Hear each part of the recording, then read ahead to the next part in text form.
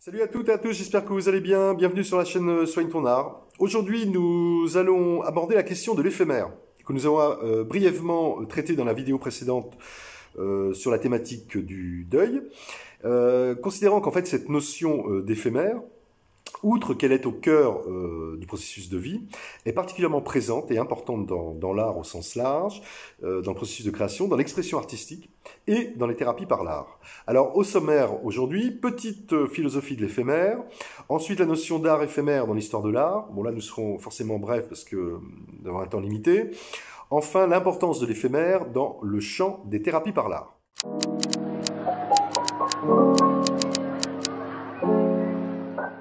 Alors ce qu'on peut dire, c'est que le terme éphémère prend sa source, pour voir un peu où ça se situe, ça prend sa source dans le grec ancien, qui désignait un vocable qui désignait un jour, une journée. Donc de fait, le terme éphémère renvoie donc tout ce qui est de l'ordre de très passager, de très courte durée.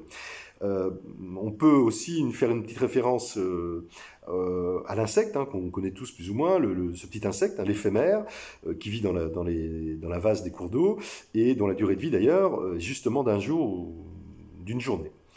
Toujours dans la Grèce antique,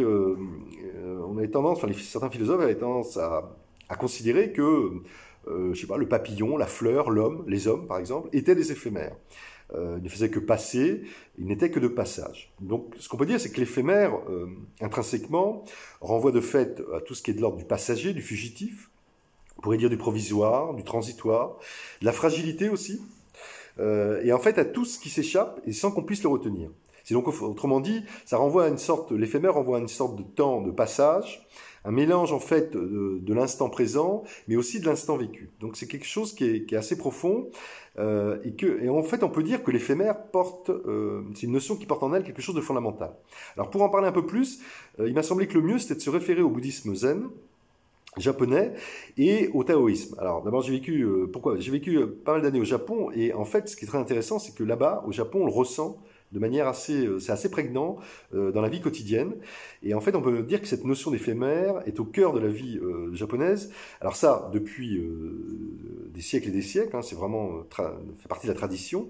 Et ça, c'est à mettre sur le compte clairement du caractère imprévisible de leur environnement, on pourrait dire géographique, puisque le Japon, le pays, les îles japonaises sont sur des plaques, et que donc il y a des séismes de manière quotidiennement, il y a des séismes, alors évidemment de plus ou moins forte intensité, des tsunamis, et que donc de fait, il y a un côté extrêmement éphémère dans la vie. Et que les Japonais ont une manière éphémère d'habiter le monde, en partant d'ailleurs du principe que en fait, chaque phénomène de la vie contient sa propre disparition. D'ailleurs, il y a même un terme dans la langue japonaise, mujo, qui signifie littéralement l'impermanence. Donc l'impermanence éphémère, ce sont des synonymes. Et que ces approches de la vie, encore une fois, elles se retrouvent dans tous les domaines, y compris esthétiques, y compris dans toutes les sortes d'art. Un exemple, par exemple, l'ikebana, qui est l'art d'arranger les fleurs coupées, qui est vraiment par essence un art éminemment éphémère.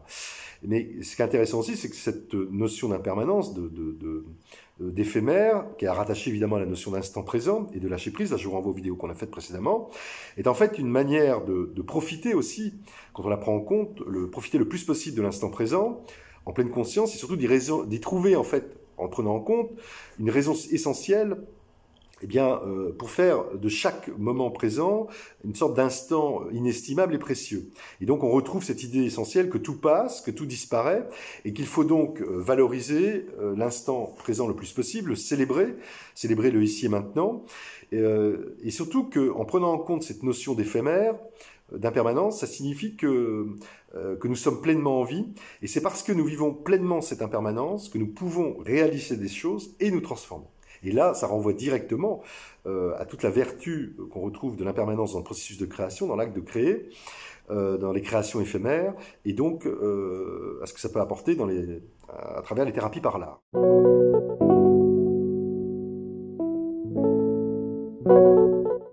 Alors voyons voir maintenant la notion d'art éphémère dans l'histoire de l'art. Bon, je vais être encore une fois assez bref, considérant qu'on peut imaginer que dans le champ artistique, depuis la nuit des temps, en fait, il y a eu de la création éphémère. Alors après, remis dans le contexte de l'histoire de l'art, la notion d'art éphémère est plutôt assez récente. On peut raisonnablement la situer au détour du 19e, fin 19e, début 20e, mouvement dada, surréalisme, Et puis après la Seconde Guerre mondiale, dans les années 50, les premières performances, l'apparition du land art, de tout ce qui est de l'ordre de l'art environnemental, création en milieu naturel, ça plutôt années 60, 70, les premières performances, enfin le développement des performances, les premières performances, je l'ai dit, c'était plutôt après la Seconde Guerre mondiale, mais des happenings, des installations, et puis de l'art urbain, du street art, qui sont évidemment des arts plutôt éphémères. Alors ce qu'on peut dire, si on revient après la Seconde Guerre mondiale, il y a eu plusieurs mouvements, des courants. Alors moi je pense notamment au mouvement Gutai au Japon, années 50, Arte Povera en Italie, années 60.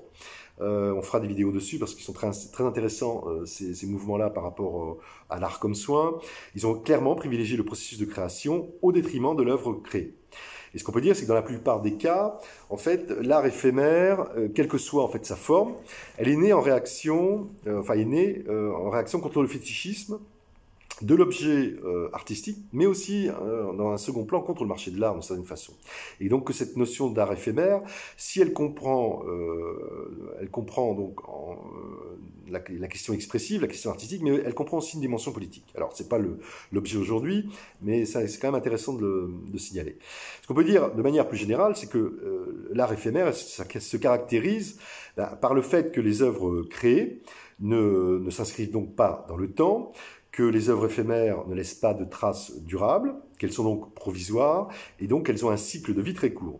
Et que, d'une certaine façon, la seule façon vraiment de garder une trace des créations éphémères, pour cela, ça consiste à photographier ou à filmer le processus de création, voire la création finale, avant sa disparition plus ou moins rapide, voire immédiate. Et ce qui est intéressant, c'est que pour le créateur, pour l'artiste, dans ce cas-là, l'œuvre n'est aucunement, évidemment, une fin en soi, puisque l'artiste, le créateur, sait que lorsqu'il démarre sa création, elle ne lui survivra pas. Donc ça veut dire qu'en d'autres termes, consciemment et inconsciemment, l'artiste intègre dans son processus de création la mort annoncée de son œuvre. Alors, quand on parle de création éphémère, moi j'ai tendance tout de suite à penser au land art, parce qu'en fait c'est vrai que dans le land art, les land artistes créent donc avec des éléments naturels qui, de fait, ont leur propre cycle de vie qui est plus ou moins court, évidemment. Mais ce qu'il faut savoir, c'est que hors du land art, il y a d'autres artistes. On a vu, il y a d'autres qui ont choisi délibérément cette contrainte donc de l'éphémère, particulièrement donc pour se libérer de la nécessité de conserver les œuvres dans le temps, mais d'autres simplement pour jouer en fait et créer avec d'autres matières ou d'autres supports. Alors je pense notamment par exemple à Yves Klein après la Seconde Guerre mondiale, une figure de l'avant-garde picturale de l'après-guerre, et notamment avec ses anthropométries, à savoir donc des femmes qui venaient s'enduire le corps de peinture bleue. Alors après, il y avait des traces qui étaient laissées sur des supports, donc on a encore des traces, mais majoritairement, on était déjà dans une forme de peinture corporelle, de body painting avant l'heure. Plus près de nous, évidemment, il y a l'art urbain qui, lui, s'inscrit pleinement dans l'éphémère, puisque les œuvres, qu'elles soient créées sur des façades, sur des murs, sur des trottoirs, sont vouées à disparaître, soit à cause du passage du temps, soit parce qu'elles sont recouvertes ou carrément détruites. Puis il y a enfin les œuvres d'art destinées à être détruites, par exemple, après une exposition, ou alors tout ce qui est de l'ordre des performances, des happenings, tout ce qui est de l'ordre des créations scéniques, du vivant, évidemment qui ne survivent pas à la fin de la création. Mais alors pour l'anecdote, il y a un mouvement créé par un Américain, Phil Hansen, le Goodbye Art, qui d'une certaine façon conceptualise le plus la notion d'art éphémère, parce qu'en fait Hansen, à peine a-t-il terminé son œuvre, il l'a détruit. Autrement dit, comment l'œuvre d'art dans ce cas-là se réduit à sa plus simple expression. Donc là, c'est vraiment l'œuvre d'art éphémère dans sa plus simple expression, à savoir qu'elle se réduit au processus de création lui-même. Voilà.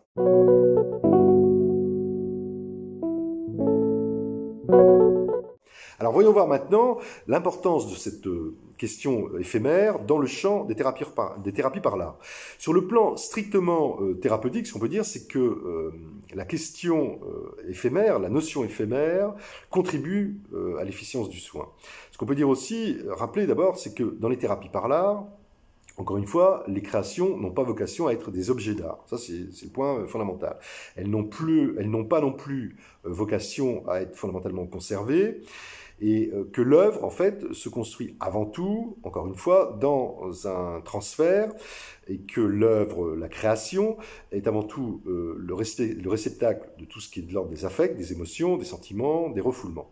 Et que avant toute chose, à partir du moment où les personnes accompagnées savent que l'œuvre créée n'est pas la finalité, elles vont prioritairement se focaliser sur leur propre cheminement créatif et sur leur processus créatif. Par ailleurs, cette notion d'éphémère, c'est ça qui est intéressant dans le processus de création, elle favorise donc naturellement le ici et le maintenant, l'instant présent, dans lequel, encore une fois, réside fondamentalement le pouvoir de transformation. C'est quand on crée que l'on peut se transformer. Par ailleurs, une création éphémère porte en elle, par sa durée de vie limitée, de fait un caractère poétique. Et ça, évidemment, c'est très intéressant, parce que c'est ce caractère poétique du fait qu'elle soit éphémère que ça va susciter, elle va susciter des ouvertures métaphoriques et permettre à la personne d'entrer dans un processus de symbolisation. Par ailleurs, ce qu'on peut dire, c'est que la temporalité d'une création éphémère, de fait, génère un sentiment de fragilité, de vulnérabilité, d'absence, de présence aussi, et donc renvoie au cycle de la vie. Et ça, c'est fondamental dans le champ des thérapies par l'art. Enfin, ce qu'on peut dire, c'est qu'à partir du moment où les personnes savent que la création n'est pas l'objectif et donc qu'elle a une temporalité très réduite, elles vont plus facilement donc se laisser aller, encore une fois lâcher prise, créer surtout spontanément et avoir beaucoup moins peur de l'échec. Alors, il faut cependant moduler un tout petit peu les choses parce que ça dépend aussi, cette notion d'éphémère doit être plus ou moins variable selon les publics et les objectifs. Je pense notamment que dans le cas de certaines pathologies, je pense particulièrement à certains types de psychose, il peut être nécessaire que les créations soient conservées d'une façon ou d'une autre. Alors là, encore une fois, en les photographiant, peut-être un support qu'on conserve plus facilement, ou en les conservant dans l'atelier ou dans le cabinet, afin en fait que la personne puisse s'en détacher progressivement. Il lui faut du temps pour s'en détacher, qu'elle en fasse son deuil, pour ensuite passer à autre chose. Donc là, il s'agit de la conserver un minimum de temps. Donc le côté éphémère est donc là, est plus relatif. Par ailleurs, par exemple dans le cas de personnes souffrant d'addiction, dans le cas de traitement de personnes souffrant d'addiction par les thérapies par l'art, il est aussi intéressant de travailler sur des créations qui vont prendre du temps, qui vont prendre plusieurs séances pour se créer, et voire pour aller vers une forme d'aboutissement, afin que les personnes addictes puissent s'inscrire dans un projet. Ça, c'est quelque chose de l'ordre vraiment fondamental, fait partie du soin même. Donc, dans ce cas, le caractère éphémère des créations est donc un peu moins évident, il est encore une fois plus relatif. De même, ce qu'on peut dire, c'est que dans le cas de traitement à destination de personnes ayant vécu une expérience traumatique, là encore, le caractère éphémère des créations va être plus relatif, car les personnes psychotraumatisées doivent bien souvent passer par des phases de création, ce que j'appelle par bribes, qu'il faut donc garder pendant un certain temps l'ensemble des créations pour reconstituer une sorte de puzzle qui va donner à voir le traumatisme dans son intégralité avant de pouvoir passer à autre chose. Donc là encore, il faudra conserver à minima les créations pendant un certain temps. Et ce qu'on peut dire en définitive, en conclusion, c'est que dans le champ des thérapies par l'art, la notion d'éphémère et d'impermanence est donc inclus dans la relation, et surtout, ça veut dire que séance après séance, les personnes accompagnées vont être renvoyées au cycle de la vie, c'est ça qui est vraiment le plus important, par cet aspect de l'impermanence, ce qui va les conduire, en fait, et les inciter à entrer d'autant plus fortement dans le processus de création ici et maintenant.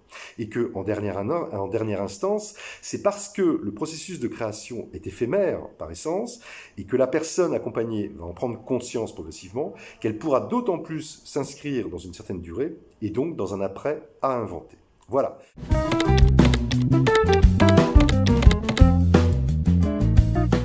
Alors à lire 4 livres autour de la question. Il y a Créer avec la nature de l'excellentissime Andy Goldsworthy, excellentissime land artiste, publié en 1998.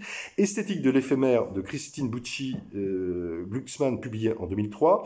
L'art de l'éphémère de Bernard Lafargue, publié en 2006. Enfin, le corps de l'artiste de Tracy Ward et d'Amelia Jones, publié en 2011. Voilà, si vous souhaitez réagir ou me contacter, n'hésitez pas. Sinon, à très bientôt, portez-vous bien et surtout, n'oubliez pas de soigner votre art. Bye bye, à bientôt.